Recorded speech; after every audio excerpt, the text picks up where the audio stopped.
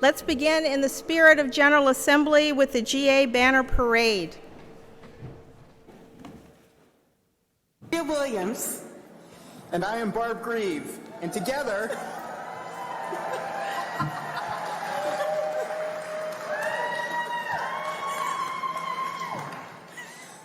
we are the co-moderators of your Unitarian Universalist Association.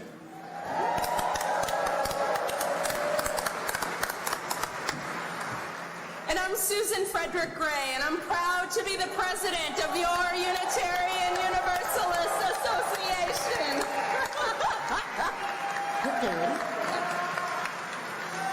Let the banner parade begin!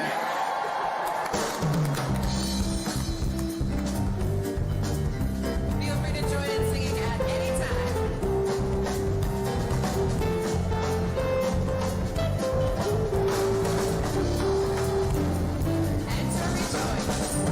Enter, rejoice, and come in.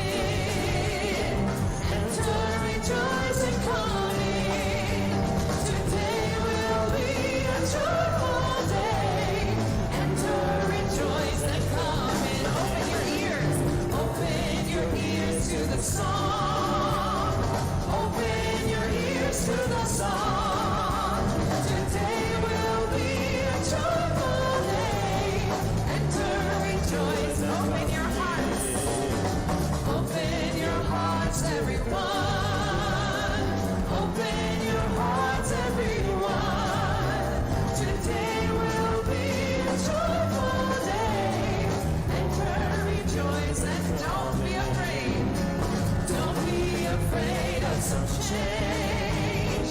Don't be afraid of some change. Today will be a joyful day. Enter, rejoice, and come in. Enter, rejoice, and come in.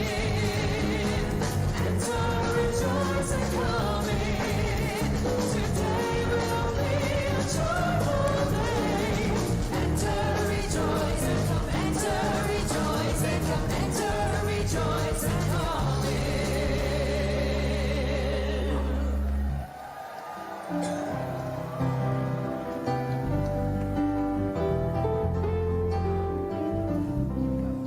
Come thou fount of every blessing, to our hearts to sing thy praise. Streams of mercy never ceasing, call for songs of boundless praise. While the home of God's perfection fills our heart with joy and pride. Teach us ever to be faithful, may we still thy goodness prove.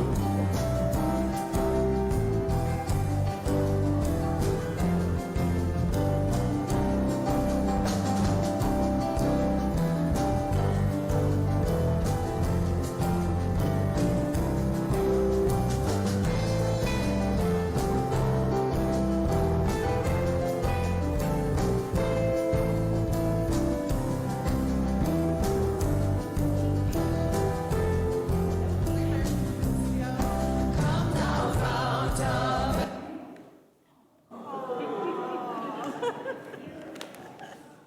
I'm glad you enjoyed it so much. Good morning and welcome to the Unitarian Universalist congregation at Shelter Rock. I'm the Reverend Natalie Fenimore, and I minister here along with the Reverends Jennifer Brower and Jay Brooks. Ours is an active congregation, and I invite you to look over the announcements in your order of service and find something that calls to your heart or your mind and take part. I want to begin by thanking this year's UUCSR GA delegates, Tony Logue, Harriet Lippman, Barry Noble, Catherine Ripley, Susan Roberts, Jim and Lynn Smith, and Jane Ware, who represented us at the GA that you saw. They were carrying our banner and making our presence be known. Of particular interest today in your announcements, in the order of service, you will find three things.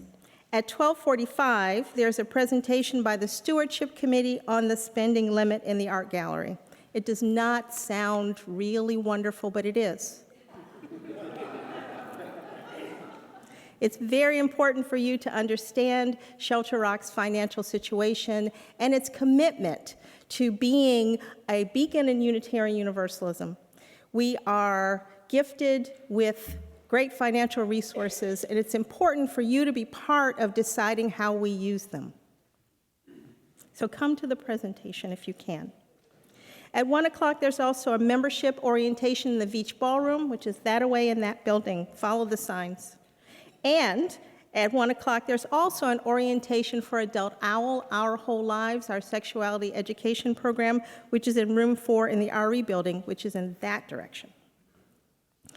And we hope that you'll please stop by our lobby at the end of the service today, where we hope that our third graders will have erected a sukkah for you to see. And as always, you're invited to stay for our modest price lunch in the UU Cafe in the social hall. If you are our guests, you are our guests, and you do not have to pay. I now invite Bill Carmody to tell you about why you should participate in this year's annual giving campaign. Bill.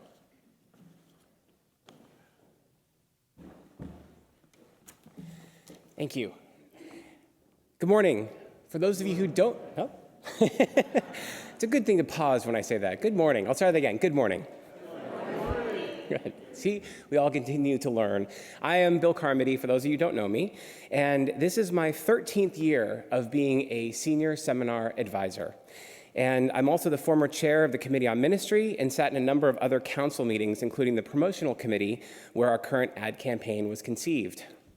At least twice, my name was given to the selection committee as the Board of Trustees nominee.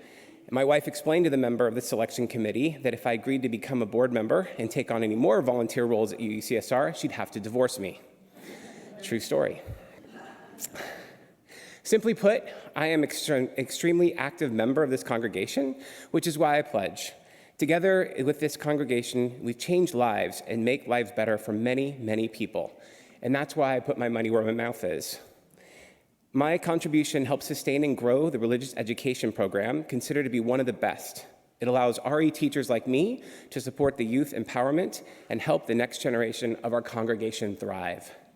I pledge it at UUCSR because I care about the future of this congregation. And I asked you to join me, not just financially, but actually with your contributions of time and energy.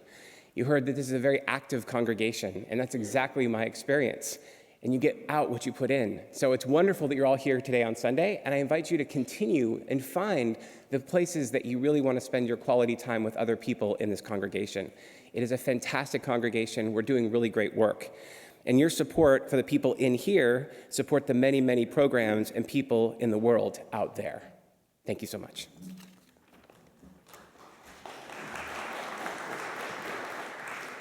Thank you, Bill. And now, as is our custom, would you please greet your neighbor?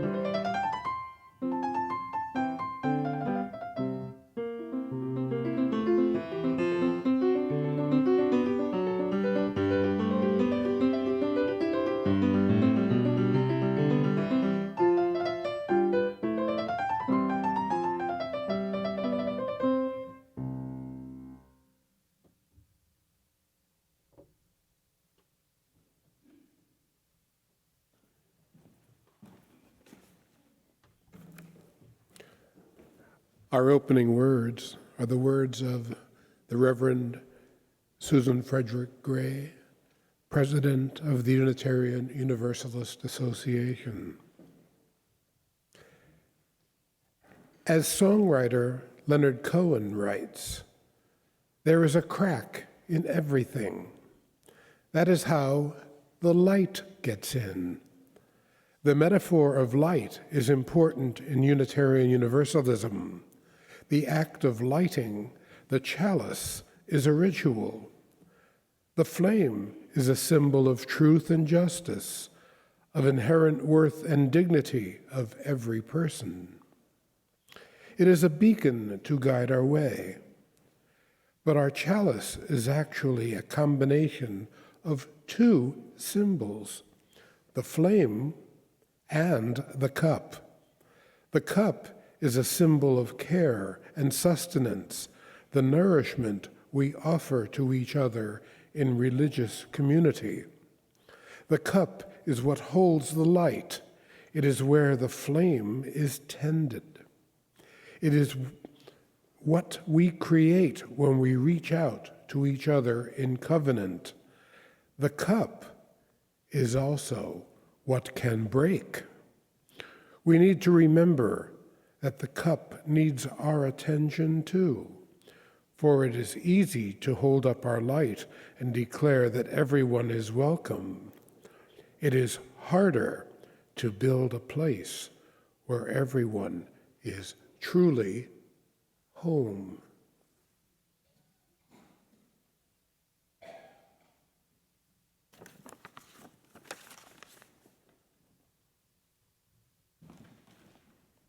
Please rise in body or spirit to sing hymn number 318, "We Would Be One." Let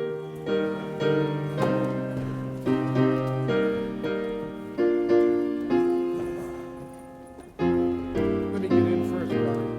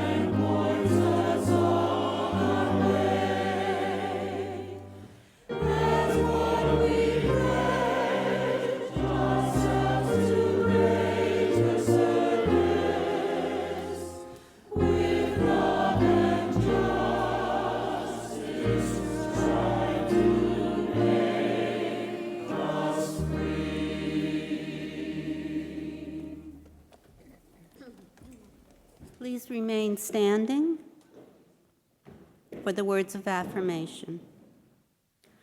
Love is the doctrine of this congregation. The quest of truth its sacrament, and service is its prayer. To dwell together in peace, to seek knowledge and freedom, to serve human need, this do we affirm in covenant with each other.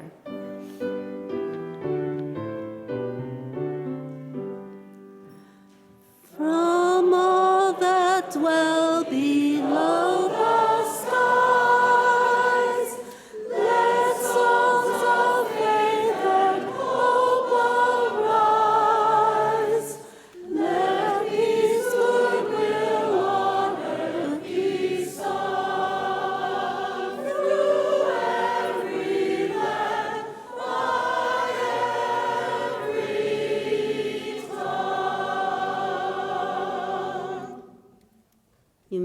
seated.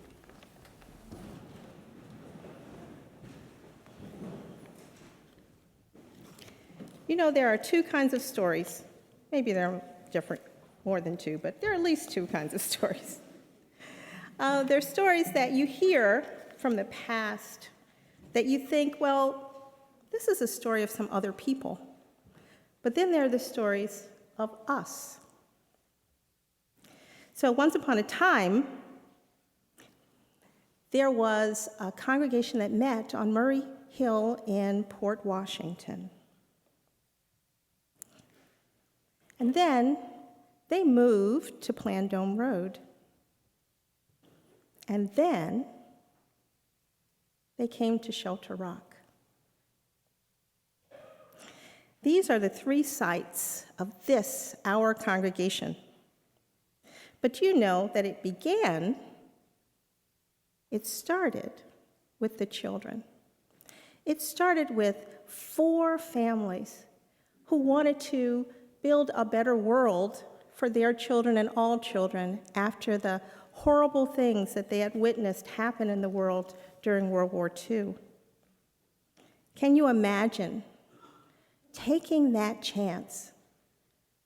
We are going to gather together and bring Unitarian Universalism here to Long Island because we think it can make a difference in the world.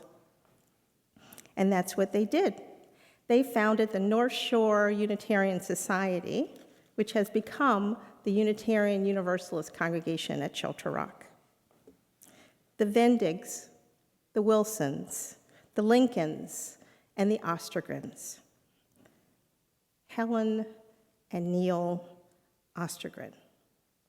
And their daughter, Carol Ostergren Orts, is here with us today.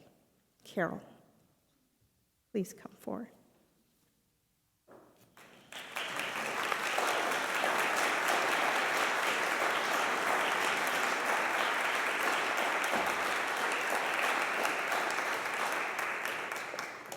Good morning. I am so excited to be here. I have been here before. I'm back in town for my 65th high school reunion at Manhasset. And as soon as I knew I was coming, I knew I was coming to church.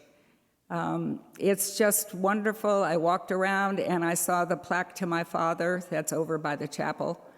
The story did begin back then with my parents. I was just one of the kids in that picture. And it has been wonderful. I was married in the church that's on Plandome Road.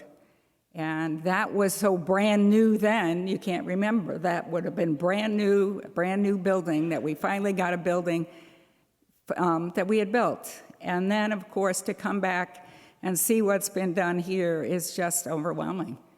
So I think, and a side story, you mentioned the 4 families, and I now go to a Unitarian Universalist church in Reading, Pennsylvania, where I've retired.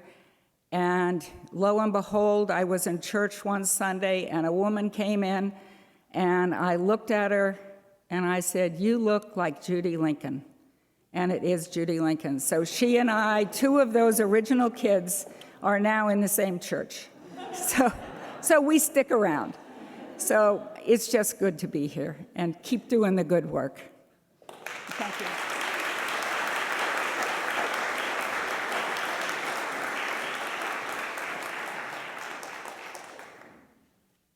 I'm privileged to sign people up for membership in this congregation, and it's always a joy to see their faces light up when they see the first signatures and know that they are part of that line. Please now rise in body or spirit for hymn number 1028, that's in the teal hymnal, The Fire of Commitment.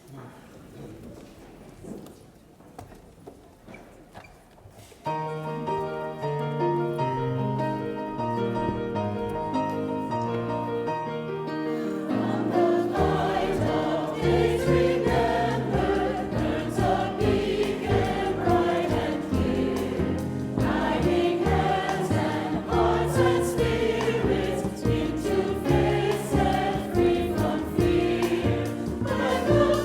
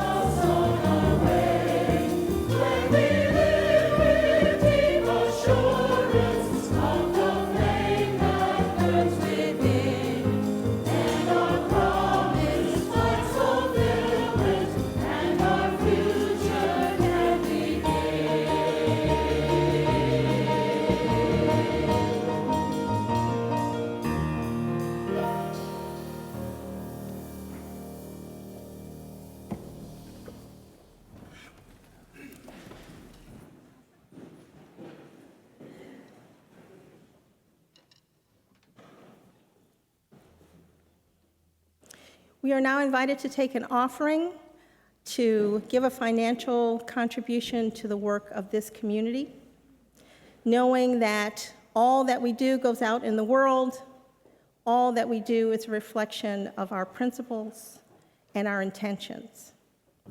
Will the ushers please come forward?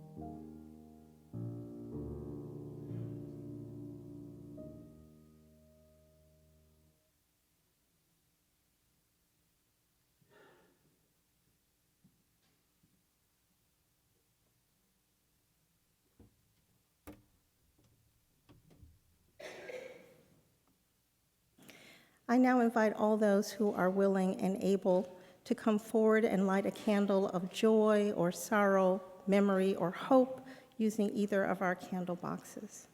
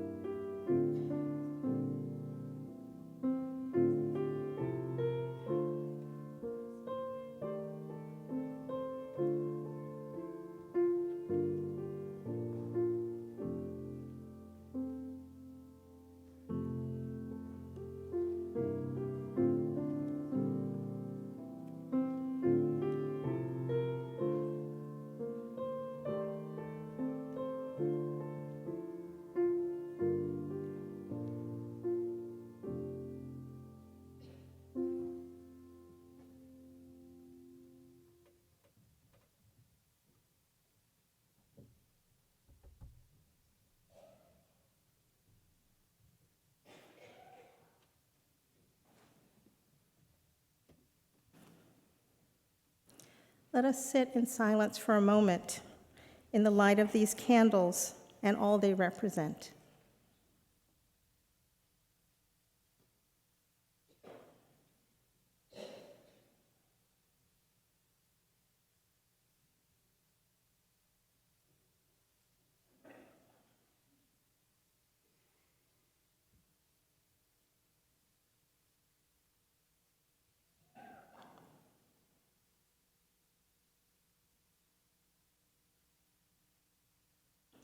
May it be that all know that they are held in the care of this, their loving community.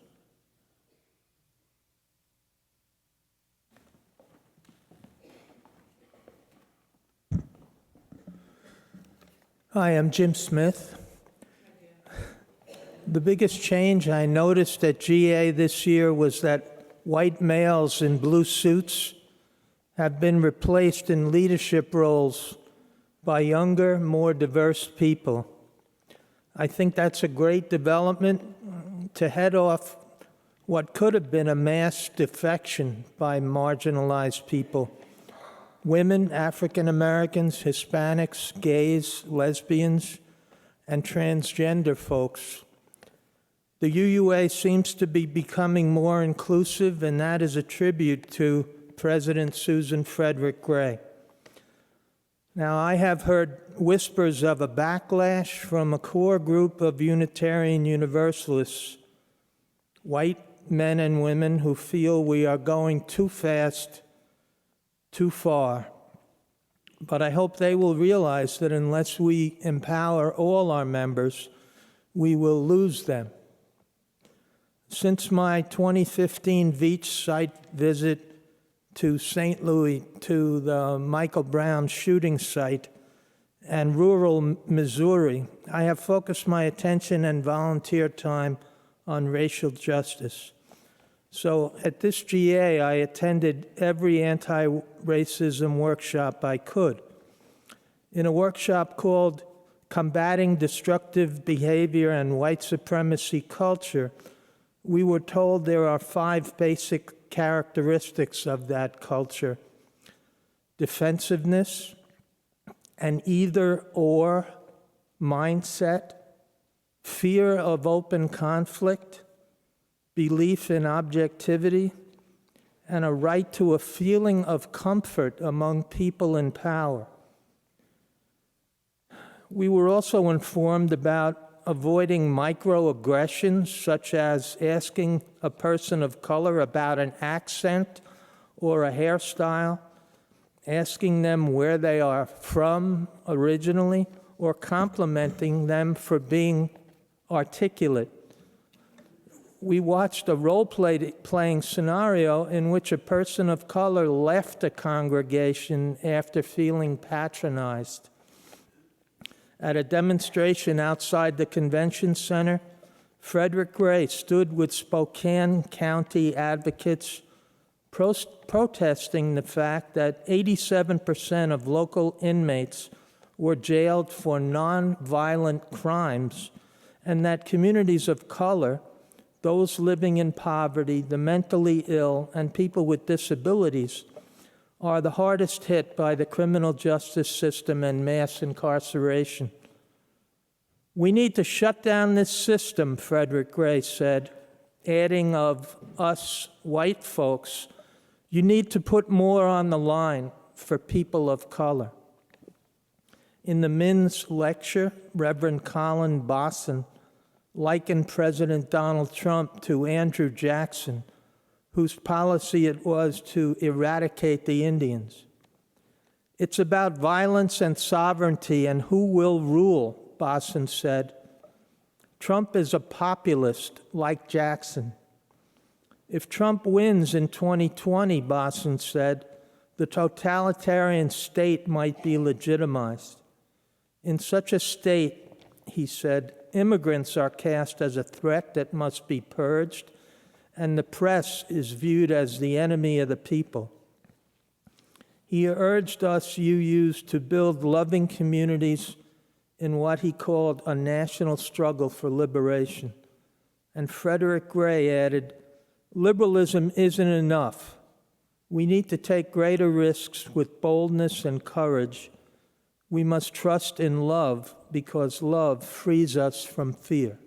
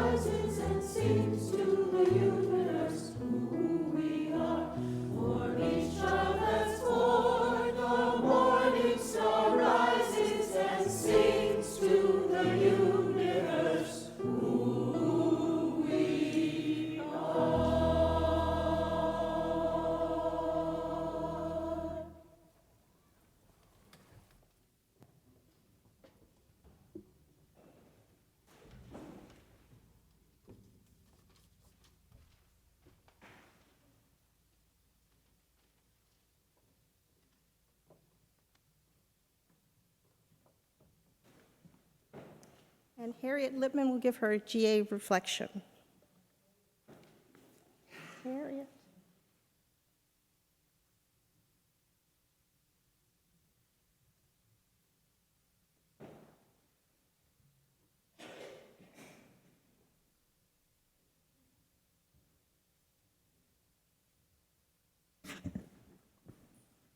Good morning.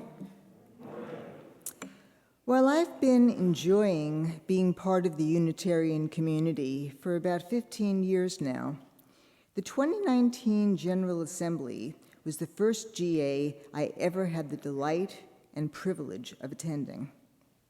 For 5 days, I was surrounded by truly wonderful people who share my ideas, my goals, my values, and some of my aspirations.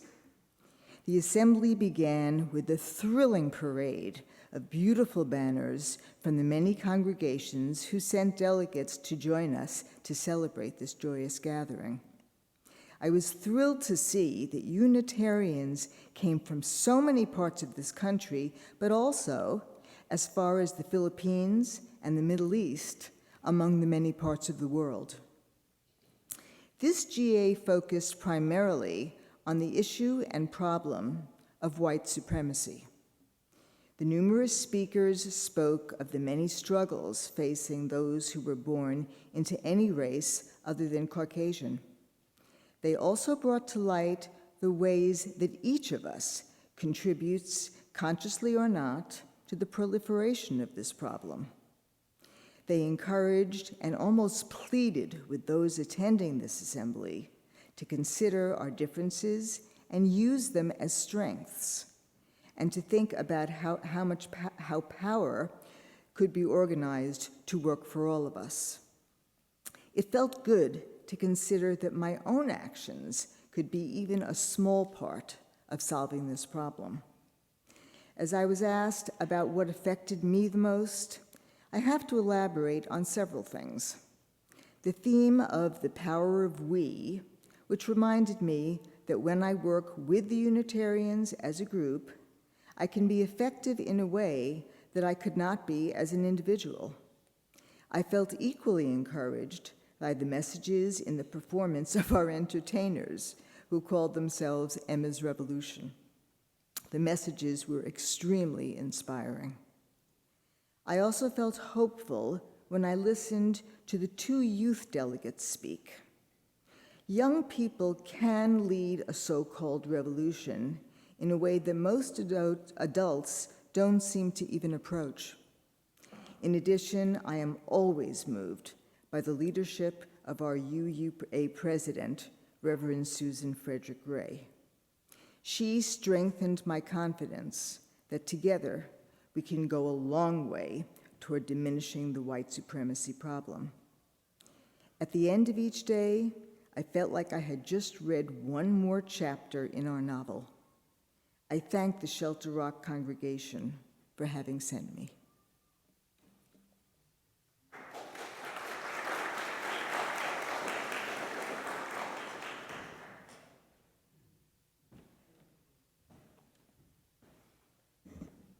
Good morning. The recently concluded General Assembly of the Unitarian Universalist Association had the theme, "The Power of We." And often noted during GA was the refrain, "We are the ones that we've been waiting for." Nurturers, fire tenders, and healers, it's us. The hard work of becoming an inclusive we is worth it. There's power, struggle, and joy in the work to become we. And that's nothing compared to the power, possibility, and joy that will open before us when we arrive.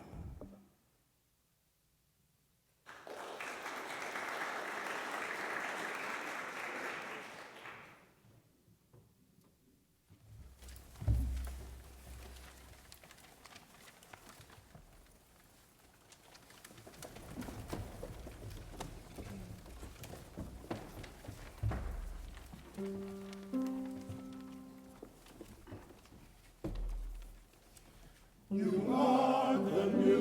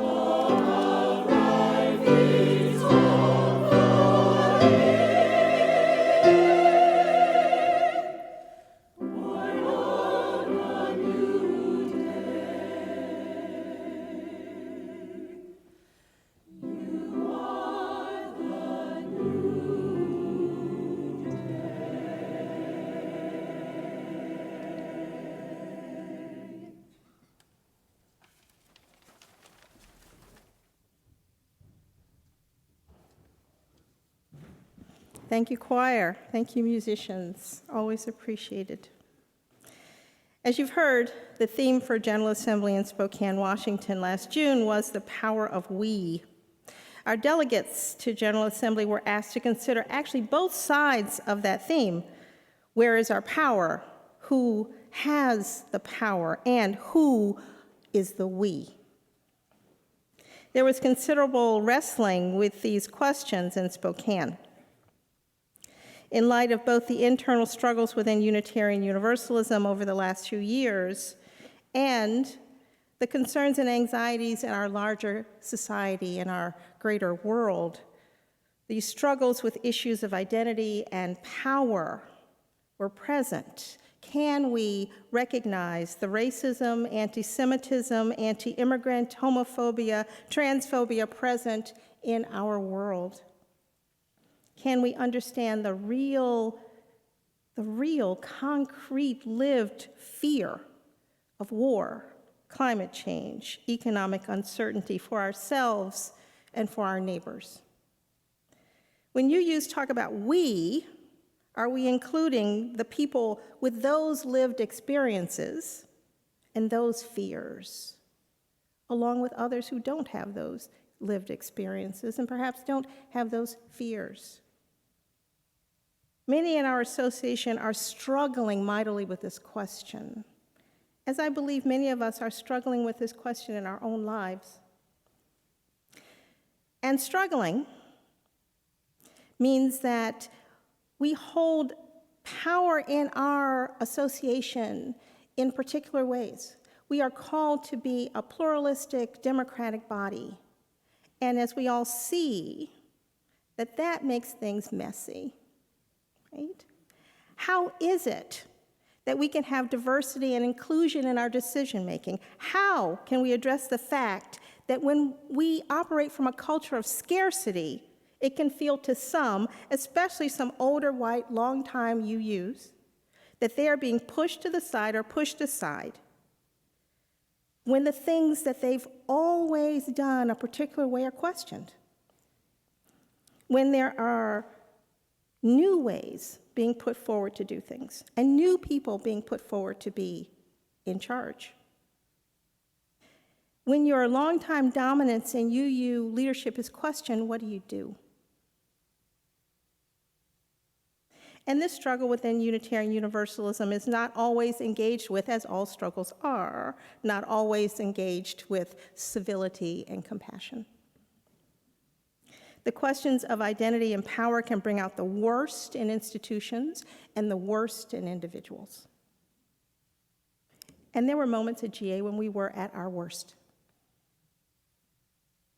Still, as the Reverend Marta Valentine said in her GA sermon, it is a time now to keep this beloved faith from fracturing. Moreover, in this delicate turning, let us remember that before everything, we are human beings. Human beings who have chosen to travel together, to make a new, more just world together. We must continue to choose each other as companions if we are to accompany one another. We put our hands out and we hold on and we just decide not to let go. I say that we must choose each other because we are the ones we have been waiting for. Now, in the world's religious history, there's always been this waiting for the deliverer, waiting for the Messiah, waiting for the bringer of the needed message, waiting for the enlightened one. And indeed, Moses came, and Jesus came, and Muhammad came, and Buddha came. And we are grateful for their coming and the ways in which their lives and living enriches the living tradition which is Unitarian Universalism. And yet, waiting. Waiting is a great challenge for all of us. Because it is so often the case we find ourselves rolling over and over in the anxiety as we wait. Because maybe no Savior, maybe nothing new will come to help us in this moment or to point us in a new way or to set us down a new path. And we are in fear that our low points will be our new normal. And yet,